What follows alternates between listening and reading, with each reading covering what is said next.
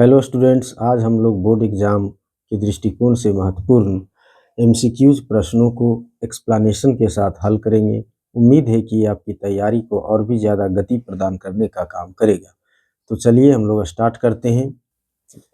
First प्रश्न है, who among the following hosted the Vienna congress in 1815।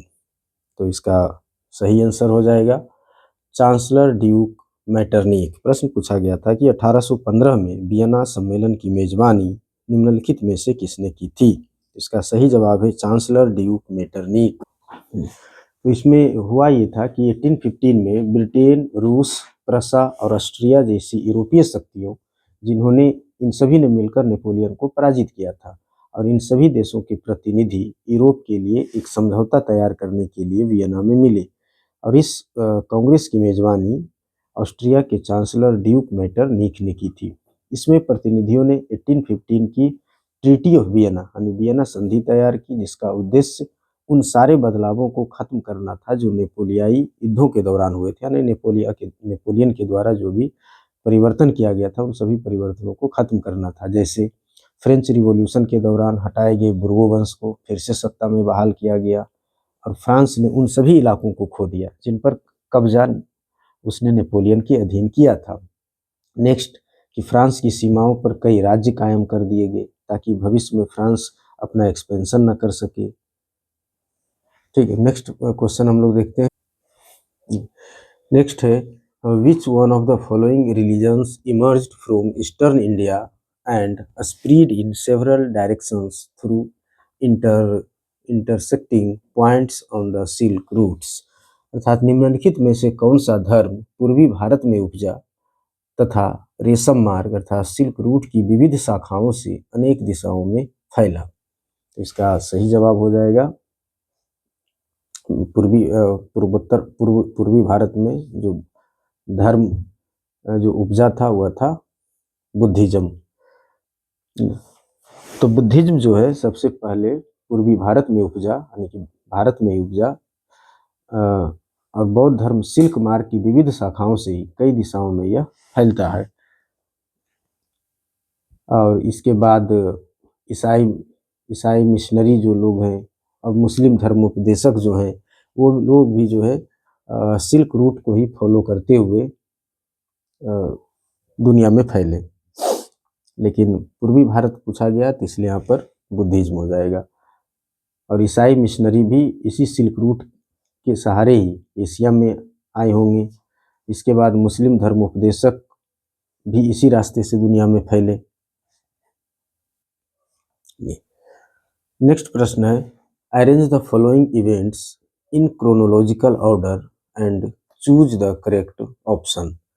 First है formation of खिलाफत committee इन बॉम्बे, यानी बम्बई में खिलाफत समिति का गठन। सेकेंड है जालियांवाला बाग मैसेक्री, जालियांवाला बाग हत्याकांड। थर्ड है बारदोली सत्याग्रह।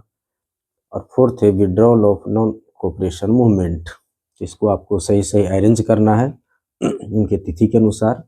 तो सबसे पहले बम्बई में खिलाफत समिति का गठन जो हुआ था वो हुआ था आपको मार्च 1919 में। जालियांवाला बाग मैसेक्री भी 1999 में हुआ है, लेकिन वो मंथ था अप्रैल 1919। बारदोली सत्याग्रह 1928 में, और withdrawal of non cooperation movement 1922 में। इस तरह से आपको इसको अरेंज करना है, इस आधार पर आप इसका सही आंसर चुन सकते हैं। इसका सही जवाब हो जाएगा 1, 2, 4, 3। नेक्स्ट है choose the correct option to fill in the blank. In the beginning of 19th century, a girl married in a very orthodox household wrote an autobiography called अमार जीवन। अतः 19वीं सदी के आरंभ में कट्टर रूढ़िवादी परिवार में ब्याही कन्या माने किस कन्या ने अमार जीवन नामक आत्मकथा लिखी। इसका सही आंसर हो जाएगा अमार जीवन का रास सुंदरी देवी।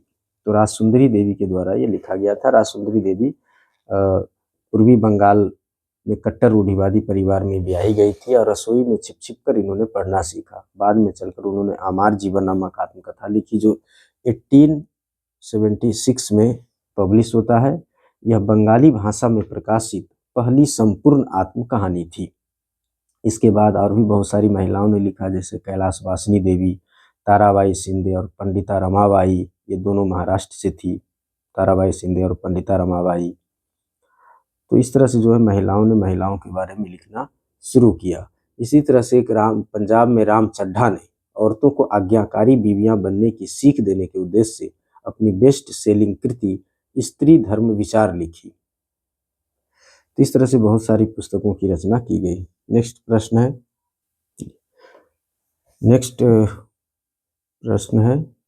इसका इंग्लिश वाला निकालना है। Match column 1 with column 2 and choose the correct option. National park को स्टेट के साथ मैच करना है। Kaziranga national park, Jim Corbett, Sundarban, Bandhavgarh, ये सभी कहाँ पर है? काजीरंगा नेशनल पार्क आपको आसाम में है। जिम कॉर्बेट नेशनल पार्क ये उत्तराखंड में है। सुंदरवंस नेशनल पार्क वेस्ट बंगाल और बांधवगढ़ नेशनल पार्क मध्य प्रदेश। तो इस तरह से आप इसको मैच कर सकते हैं। सही जवाब होगा डी। और इसका पिछले वीडियो में भी मैंने इसका एक्सप्लेनेशन दिया ठीक ढंग से। और भी जो भी और नेशनल पार्क है वो और भी कहाँ पर हैं उसको आप देख सकते हैं प्रीवियस वीडियो। नेक्स्ट है, in which one of the following states in bamboo drip irrigation system prevalent, अर्थात बांस ड्रिप सिंचाई प्रणाली निम्नलिखित में से किस राज्य में प्रचलित है? तो इसका सही आंसर हो जाएगा आपको मेघालय। मेघालय में बांस ड्रिप सिंचाई प्रणाली प्रचलित है, जहाँ बम्बू की सहायता से जो है पहाड़ों से पानी को खेतों तक ले जाया जाता है। नेक्स्ट है, which one of the following is the highest bauxite producing state of India. निम्नलिखित में से भारत का कौन सा सबसे बड़ा बॉक्साइट उत्पादक राज्य है? इसका आपको जवाब बताना है। तो उड़ीसा भारत का सबसे बड़ा बॉक्साइट उत्पादक राज्य है। यहाँ उड़ीसा में कोरापुट डिस्ट्रिक्ट में पंचपतमाली डिपोजिट राज्य के सबसे महत्वपूर्ण बॉक्साइट डिपोजिट है। इसके अलावा भारत में बॉक्साइट के डिपोजिट्स मुख्यतः अमरकंटक प्लेट्यू तथा अमरकंटक पठार, मैकाल हिल्स तथा बिलासपुर कटनी के पठारी प्रदेश में पाए जाते हैं। नेक्स्ट प्रश्न है, two statements 1 and 2 are given below, read both the statements and choose the correct option. Statement 1 है, division of power is good for democratic system, अर्थात सत्ता का बंटवारा लोकतांत्रिक व्यवस्थाओं के लिए ठीक है। नेक्स्ट है, दूसरा स्टेटमेंट दिया गया है, it helps to reduce the possibility of conflict between social groups, अर्थात इससे विभिन्न सामाजिक समूहों के बीच टकराव की संभावना को कम करने में सहायता मिलती है। तो इसका सही आंसर आपको बताना है।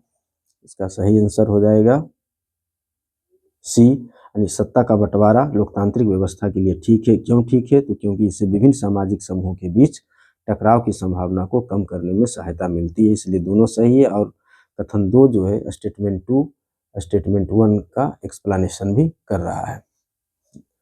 नेक्स्ट प्रश्न की ओर हम लोग बढ़ते हैं। नेक्स्ट है, choose the most appropriate option regarding the division of legislative rights in India. इस एक तरफ आपको subject list in Indian constitution के सब्जेक्ट लिस्ट दिए हुए हैं और दूसरी तरफ उनमें आने वाले सब्जेक्ट दिए हुए हैं। फर्स्ट है यूनियन लिस्ट के अंतर्गत कौन से सब्जेक्ट आते हैं, इसमें आपको सही विकल्प का चयन करना है। यूनियन लिस्ट में दिया हुआ पहला डिफेंस एंड कॉमर्स, तो डिफेंस तो आता है यूनियन लिस्ट में लेकिन कॉमर्स नहीं आता है। स्टेट लिस्ट के अंतर्गत पुलिस एवं एग्रीकल्चर। कंकरेंट लिस्ट में दिया हुआ है फॉरेस्ट एंड कम्युनिकेशन, तो कम्युनिकेशन इसमें नहीं आता है, फॉरेस्ट तो आता है। नेक्स्ट है रेजिड्यूरी सब्जेक्ट यानी अवशिष्ट विषय, बाकी बचे हुए विषय, इसमें है कंप्यूटर सॉफ्टवेयर। ये सही है कि कंप्यूटर सॉफ्टवेयर बाकी बचे हुए विषय में आते हैं, लेकिन ट्रेड जो है वो बाकी बचे हुए विषयों में नहीं आता है। ये आपको स्टेट लिस्ट में आता है, जिसका सही आंसर हो जाएगा state list. Police and agriculture ये दोनों स्टेट लिस्ट के विषय हैं। ये डिफेंस सही है। यूनियन लिस्ट में आपको और भी कौन कौन से विषय आते हैं, सब्जेक्ट आते हैं, तो डिफेंस हो गया, फॉरेन अफेयर्स हो गया अर्थात विदेशी मामले, बैंकिंग हो गया, कम्युनिकेशन हो गया, और ये करेंसी हो गया, ये सभी जो हैं वो यूनियन लिस्ट में आने वाले सब्जेक्ट हैं। स्टेट लिस्ट में आने वाले हैं पुलिस, सही है, व्यापार, पुलिस हो गया, ट्रेड हो गया, कॉमर्स हो गया, है ना, एग्रीकल्चर हो गया, इसके अलावा एरीगेशन हो गया, सिंचाई, ये सब स्टेट लिस्ट में आते हैं। कंकरेंट लिस्ट के अंतर्गत आने वाले सब्जेक्ट हैं, जैसे यहाँ पर आपको दिया हुआ था फॉरेस्ट, तो फॉरेस्ट सही था, लेकिन कम्युनिकेशन यहाँ गलत था, क्योंकि कम्युनिकेशन जो है वो यूनियन लिस्ट के सब्जेक्ट है। तो फॉरेस्ट हो गया, है ना, एजुकेशन हो गया, ये बहुत बार क्वेश्चन पूछे जाते हैं। फॉरेस्ट, एजुकेशन, ट्रेड यूनियन अर्थात मजदूर संघ, मैरिज विवाह, गोद लेना और उत्तराधिकार सक्सेशन, ये सभी विषय जो है वो कंकरेंट लिस्ट में आते हैं। यूनियन लिस्ट वाले सब्जेक्ट पर कानून बनाने का अधिकार यूनियन गवर्नमेंट को है अर्थात सेंट्रल गवर्नमेंट को। स्टेट लिस्ट में आने वाले जो विषय हैं इस पर लॉ बनाने का जो अधिकार है, कानून बनाने का अधिकार, वो स्टेट गवर्नमेंट को है। और कंकरेंट लिस्ट में जो आने वाले विषय हैं इस पर कानून बनाने का अधिकार यूनियन गवर्नमेंट को भी है और स्टेट गवर्नमेंट को भी है। लेकिन अगर दोनों के कानूनों में किसी भी प्रकार का डिफरेंसेस पाया जाता है, विषमता पाई जाती है, तो यूनियन गवर्नमेंट के द्वारा बनाए गए कानून वो प्रभावी होंगे, इफेक्टिव होंगे। नेक्स्ट है, read the following provisions regarding secularism in the Indian constitution and choose the correct option.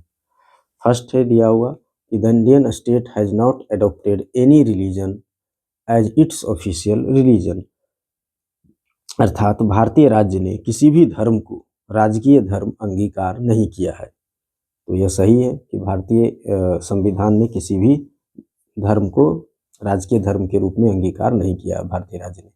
Next है कि the constitution gives freedom to all the citizens to practice and propagate any religion. तो ये भी सही है कि हमारा संविधान सभी नागरिकों को किसी भी धर्म का पालन करने और प्रचार करने की आज़ादी देता है।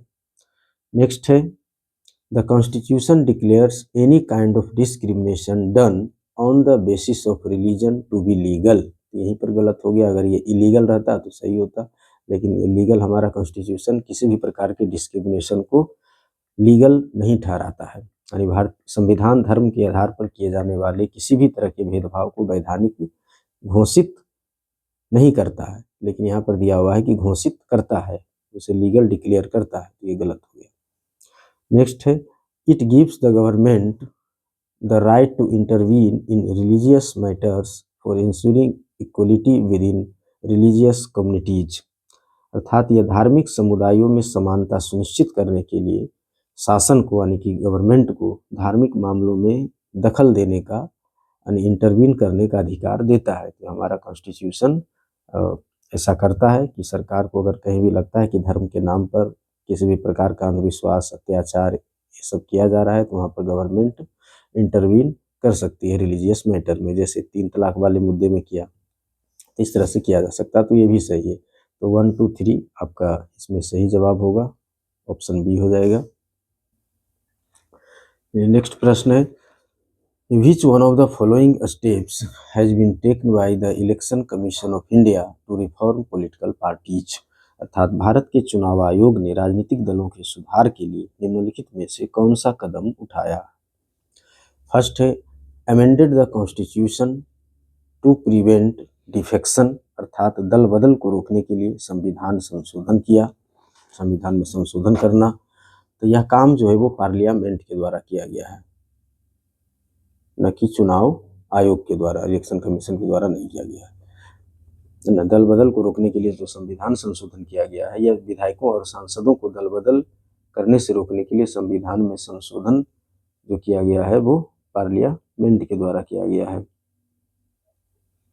नेक्स्ट है, candidates will have to give the details of criminal cases on affidavit. Affidavit मतलब शपथ पत्र, अर्थात उम्मीदवारों को शपथ पत्र के द्वारा यानी एफिडेविट के द्वारा आपराधिक मामलों का ब्यौरा देना होगा। नेक्स्ट है, candidates will have to give details of their property on affidavit, यानी उम्मीदवारों को एफिडेविट के द्वारा, शपथ पत्र के द्वारा अपनी संपत्ति का भी ब्यौरा देना होगा। ये दोनों काम भारत सुप्रीम कोर्ट के द्वारा किया गया है। ठीक है, भारत के सर्वोच्च न्यायालय के द्वारा ये काम किया गया है। यानी उच्चतम न्यायालय ने, सुप्रीम कोर्ट ने पैसे और अपराधियों का प्रभाव कम करने के लिए यह आदेश जारी किया, और इस आदेश के द्वारा चुनाव लड़ने वाले हर उम्मीदवार को, जितने चुनाव लड़ने वाले कैंडिडेट हैं, उनको अपनी संपत्ति का और अपने खिलाफ चल रहे आपराधिक मामलों का ब्यौरा एक एफिडेविट के माध्यम से देना अनिवार्य कर दिया गया है। नेक्स्ट है option, it has been made mandatory for all parties to conduct organisational elections and file income tax returns, अर्थात सभी दलों को सांगठनिक चुनाव करवाना, यानी अपने संगठन के अंदर चुनाव करवाना, और आयकर रिटर्न भरना, इनकम टैक्स रिटर्न भरना अनिवार्य बना दिया गया है। तो यह काम जो है वो इलेक्शन कमीशन ऑफ इंडिया के द्वारा किया गया है। तो यही जो इलेक्शन कमीशन ऑफ इंडिया के द्वारा जो कदम उठाया गया वो यही है। चुनाव आयोग ने, इलेक्शन कमीशन ने एक आदेश के जरिए सभी दलों के लिए सांगठनिक चुनाव करवाना, यानी ऑर्गेनाइजेशनल इलेक्शन करवाना, और इनकम टैक्स रिटर्न भरना जरूरी बना दिया है, और इससे जो है चुनाव में कुछ सुधार हुए हैं। नेक्स्ट हम लोग देखते हैं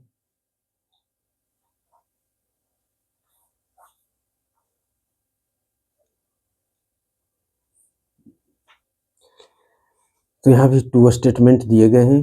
फर्स्ट है असर्शन, सेकेंड है रीजन। फर्स्ट असर्शन में कहा गया है कथन में कि multi party system has been adopted in India, अर्थात भारत में बहुदलीय व्यवस्था को अपनाया गया है। रीजन दिया गया है कि it is capable of accommodating all the social and geographical differences in India, यानी यह भारत की सारी सामाजिक और भौगोलिक विषमताओं को समेट पाने में सक्षम है। तो इसका सही आंसर हो जाएगा आपको ऑप्शन ए। जो कारण बताया गया है वह कथन की व्याख्या करती है। ठीक है, क्योंकि दलीय व्यवस्था का चुनाव करना किसी मुल्क के हाथ में नहीं है, यह एक लंबे दौर के कामकाज के बाद खुद विकसित होती है, और इसमें समाज की प्रकृति, यानी सोसाइटी का नेचर कैसा है, इसके राजनीतिक विभाजन, पॉलिटिकल डिवीजन, और राजनीति का इतिहास, पॉलिटिकल हिस्ट्री क्या है उस देश का, और इसकी चुनाव प्रणाली, ये सभी चीज़ें जो है रोल प्ले करती है कि उस देश में किस प्रकार की सिस्टम को अपनाया जाए। हर देश अपनी विषम परिस्थितियों के अनुसार दलीय व्यवस्था विकसित करता है, पार्टी सिस्टम। जैसे कि अगर भारत में बहुदलीय व्यवस्था है तो उसका कारण यह है कि 2-3 पार्टियां इतने बड़े मुल्क की सारी सामाजिक और भौगोलिक विविधताओं को, ज्योग्राफिकल डिफरेंसेस को समेट पाने में सक्षम नहीं है, कि कोई एक पार्टी जो है पूरे भारत की सामाजिक और भौगोलिक विविधताओं को समेट पाए। हर मुल्क और हर स्थिति में कोई एक ही आदर्श प्रणाली चले, यह संभव नहीं है। तो भारत के लिए व्यवस्था जो है वो इसलिए सही है क्योंकि भारत में डाइवर्सिटी बहुत अधिक है, इसलिए यहाँ पर मल्टी पार्टी सिस्टम को अपनाया गया है। तो इसका सही जवाब ऑप्शन ए है। नेक्स्ट है which one of the following is a scheduled language as per the constitution of India, भारत के संविधान के अनुसार निम्नलिखित में से कौन सी एक अनुसूचित भाषा है? भोजपुरी, गढ़वाली, नेपाली, राजस्थानी, इनमें से कौन सा सही है? इसका सही आंसर हो जाएगा नेपाली। नेपाली को जो है भारत के शेड्यूल्ड लैंग्वेज में रखा गया है, नेपाली भाषा को। इसके अलावा और भी 22 भाषाएं हैं जिनको भारतीय संविधान की 8वीं अनुसूची में रखा गया है, और इसी कारण इन्हें जो है अनुसूचित भाषा यानी शेड्यूल्ड लैंग्वेज कहते हैं। और 22 भाषाओं के अलावा और भी जो अन्य भाषाएं हैं उसे हम नॉन शेड्यूल्ड लैंग्वेज कहते हैं, गैर अनुसूचित भाषा। इसे आपको ध्यान में रखना है। और भी 22 भाषाएं दिया गया है तो उनका भी आप बुक में आप देख लीजिएगा। जैसे है असमिया, बांग्ला, बोडो, डोगरी, गुजराती, हिंदी, कन्नड़, कश्मीरी, कोंकणी, मैथिली, मलयालम, मणिपुरी, मराठी, नेपाली, उड़िया, पंजाबी, संस्कृत, संथाली, सिंधी, तमिल, तेलुगु, उर्दू। इस तरह से इन 22 भाषाओं को अनुसूचित भाषाएं कहते हैं। और एक चीज़ और इसमें याद रखना है कि सबसे बड़ी भाषा जो है वो हिंदी है, बहुसंख्यक भारतीयों के द्वारा बोली जाने वाली। लेकिन 44% लोगों की ही यानी 44% लोगों की ही अब मातृभाषा है हिंदी। नेक्स्ट प्रश्न है जिसमें स्टेटमेंट वाला ही है। फर्स्ट स्टेटमेंट में कहा गया है कथन में कि women are now actively contributing to various professions including roles as doctors, engineers, lawyers, managers and university teachers. अर्थात महिलाएं अब विभिन्न व्यवसायों में सक्रिय रूप से योगदान दे रही है और डॉक्टर, इंजीनियर, वकील, प्रबंधक तथा विश्वविद्यालयी शिक्षक की भूमिका निभा रही है।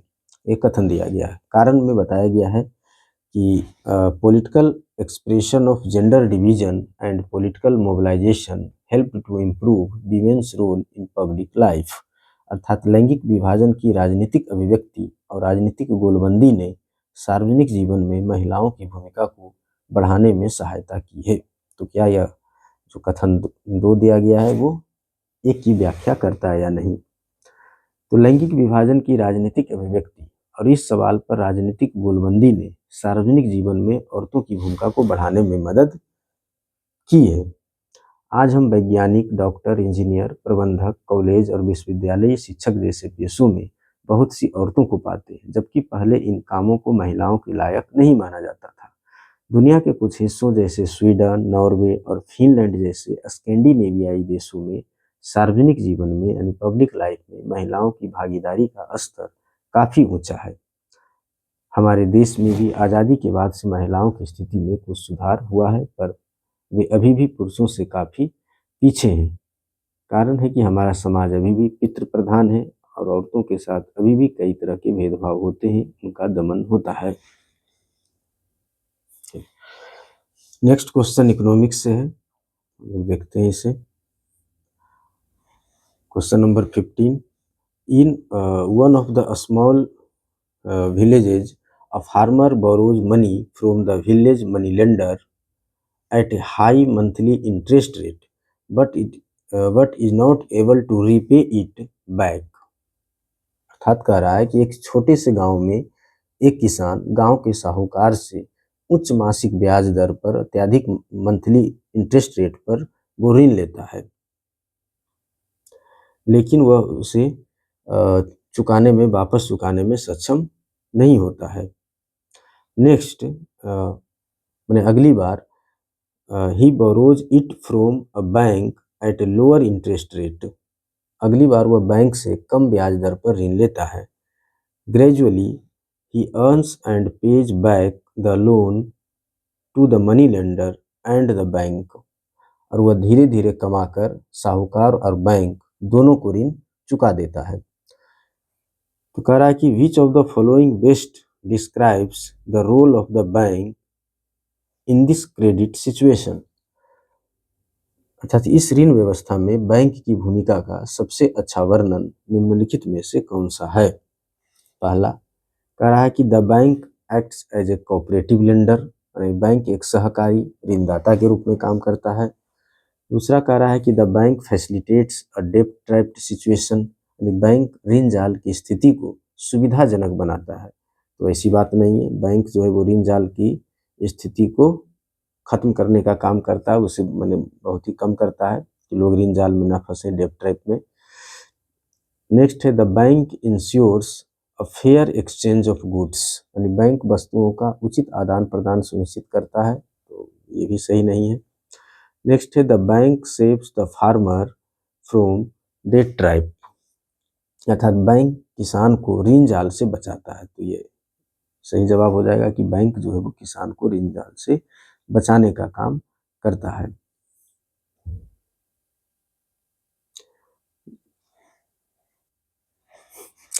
क्योंकि जो अनौपचारिक जो सेक्टर है, इनफॉर्मल सेक्टर, जिसके अंतर्गत मनी लेंडर आते हैं, तो अनौपचारिक ऋणदाताओं से लिए गए उधार पर आमतौर पर से इनकी ब्याज की दरें बहुत अधिक होती है और यह उधार कर्जदाताओं की आय बढ़ाने का काम कम ही कर पाता है, मतलब कर्जदाताओं की आय बढ़ाने का काम नहीं करता है।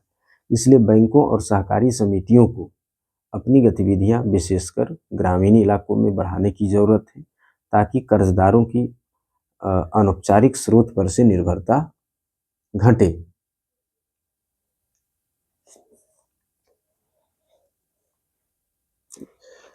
नेक्स्ट क्वेश्चन है, look at the given picture. इस पिक्चर को आप ध्यान से देखें। The work being done in the picture comes under which one of the following economic sectors. तो जो भी कार्य को यहाँ पर करते हुए दिखाया गया है, यह जो है अर्थव्यवस्था के किस क्षेत्र के अंतर्गत आता है। तो यहाँ पर ऑप्शन दिए हुए हैं 4, प्राइमरी, सेकेंडरी, टर्सरी, क्वार्टरनरी। तो इसका सही जवाब आपको बताना है। तो यहाँ पर जो एक डॉक्टर और नर्स के द्वारा बच्चे की देखभाल की जा रही है, यानी मेडिकल फैसिलिटीज यानी हॉस्पिटल का ये पिक्चर दिया गया है। तो ये जो है वो टर्सरी सेक्टर के अंतर्गत आएगा, तृतीयक क्षेत्र के अंतर्गत, क्योंकि जो भी जितने भी प्रकार की सेवाएं देने का काम किया जाता है, जहाँ पर भी सेवा दिया जाता है लोगों को, किसी भी प्रकार का जहाँ प्रोडक्शन नहीं हो रहा है, तो उसे हम तृतीयक क्षेत्र के अंतर्गत रखते हैं, टर्सरी सेक्टर के अंतर्गत।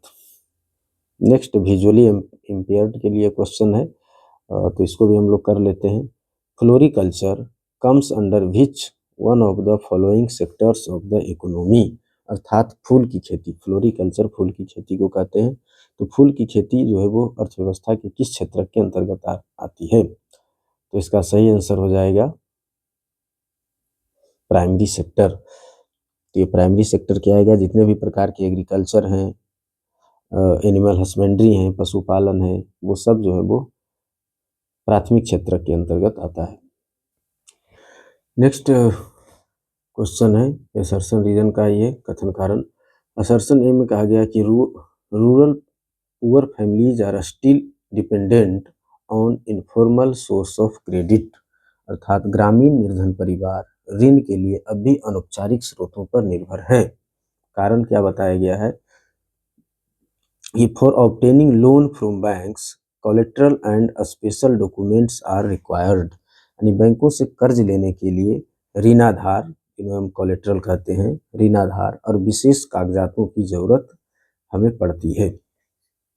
तो इसी के कारण जो है ग्रामीण फैमिली अभी भी क्या है, इनफॉर्मल सोर्स ऑफ क्रेडिट पर निर्भर है, क्योंकि इनमें जो है उन्हें कोलेट्रल की जरूरत नहीं पड़ती है, क्योंकि लोन देने वाला व्यक्ति जो है उसकी जान पहचान का ही होता है। मैंने जो साहूकार होता है, जो मनी लेंडर होता है, तो वो जान पहचान के होते हैं। तो इसलिए वो जो है बिना विदाउट कोलेट्रल भी उन्हें या स्पेशल डॉक्यूमेंट के भी उन्हें क्रेडिट जो है वो प्रदान कर देते हैं। तो इसका जो कारण दिया गया है वह कथन की पुष्टि करता है, तो ये सही हो जाएगा। इसका सही जवाब आपका ऑप्शन ए हो जाएगा, क्योंकि जो गरीब व्यक्ति है उसके पास ऋणाधार की अनुपलब्धता रहती है, यानी उसके पास जो है कोलेट्रल होते ही नहीं है, जिससे गरीब व्यक्ति बैंकों से ऋण नहीं ले पाते। वहीं दूसरी ओर इनफॉर्मल सोर्स ऑफ क्रेडिटर जो है, मैंने अनौपचारिक ऋणदाता जैसे साहूकार, इन कर्जदारों को व्यक्तिगत स्तर पर जानते हैं, पर्सनली जानते हैं, और इस कारण अक्सर बिना कोलेट्रल के, ऋणाधार के भी वो ऋण देने के लिए तैयार हो जाते हैं।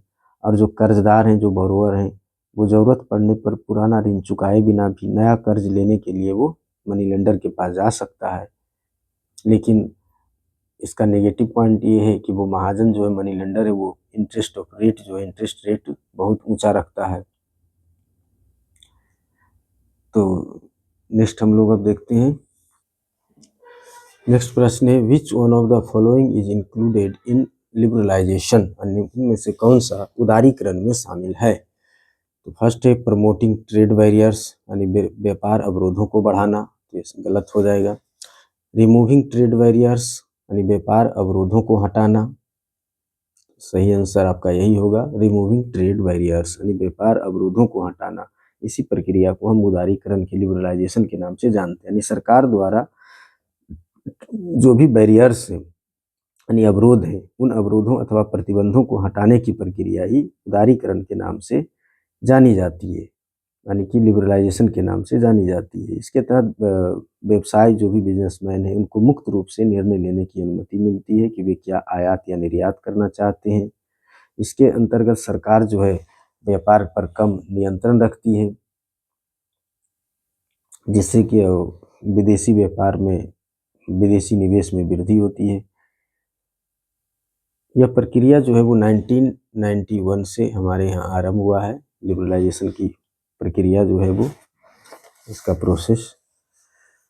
नेक्स्ट हम लोग विच one of the following sectors has the highest share in employment in India.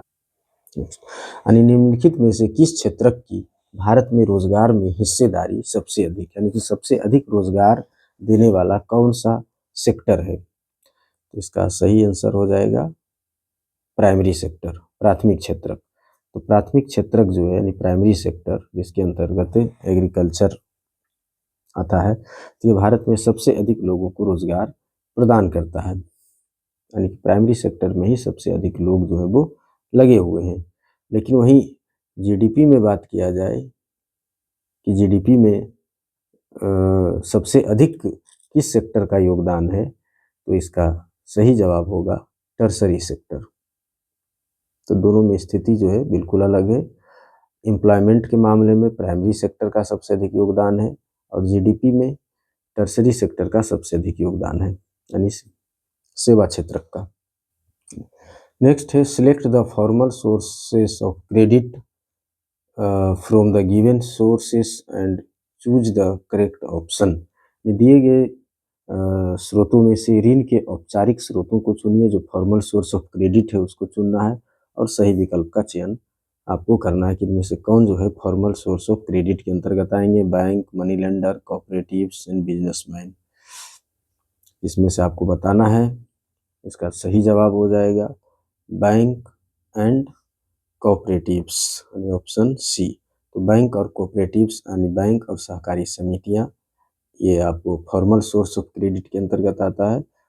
और वहीं money lender, businessman, relatives, friends, ये सब जो हैं वो इनफॉर्मल सोर्स ऑफ क्रेडिट यानी ऋण के अनौपचारिक स्रोत के अंतर्गत वो आते हैं और ये औपचारिक स्रोत के अंतर्गत आते हैं। तो हम लोग वीडियो को यहीं पर स्टार्ट करते हैं। नेक्स्ट पार्ट हम लोग जल्दी लेकर आएंगे। अगर वीडियो आपको अच्छा लगा तो आप इसे अपने दोस्तों के साथ भी शेयर और सब्सक्राइब करें। धन्यवाद।